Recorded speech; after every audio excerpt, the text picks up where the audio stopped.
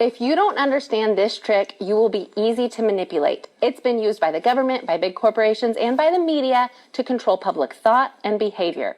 This is how people use numbers that are technically true to make things sound way scarier or way safer than they actually are. Here's the trick. Absolute risk is the real chance of something happening. Think about a jar with 10,000 marbles in it and only one of them is red. Your chance of picking the red marble is 1 in 10,000. That's the absolute risk. Now, relative risk compares two tiny numbers to make one of them sound huge. So if there's another jar and it has 2 red marbles, they'll say, you have 100% more chance of getting a red marble in this jar than you do in this jar. Well, your chance went from 1 in 10,000 to 2 in 10,000, both small numbers, but your chance has doubled. Relative risk is the favorite tool of fearmongers because it makes a tiny number sound huge. Absolute risk shows the real world odds. Now watch how this plays out. You've seen the headline, you're 840 times more likely to get sick from raw milk than from pasteurized milk.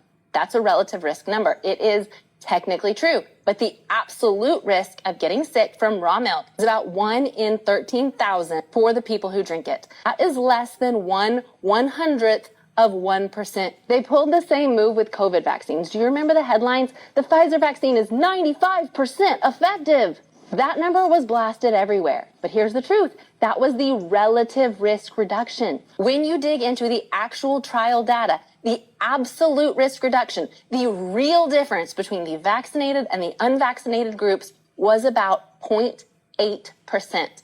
Less than 1%. They could have said this shot lowers your actual risk by less than 1%, but they didn't. They went with the bigger, scarier sounding number, 95%. And people made life-changing decisions based on that framing. It wasn't technically a lie, but it was incredibly misleading. And that should make you angry because it shows how much public opinion can be manipulated by the way statistics are presented. So whether it's food safety or medicine, statistics can be technically true, but still used to trick you. Next time you hear a scary or amazing number in a headline, ask, are they talking about relative risk or absolute risk? Relative risk, it sells headlines. Absolute risk tells the truth. First.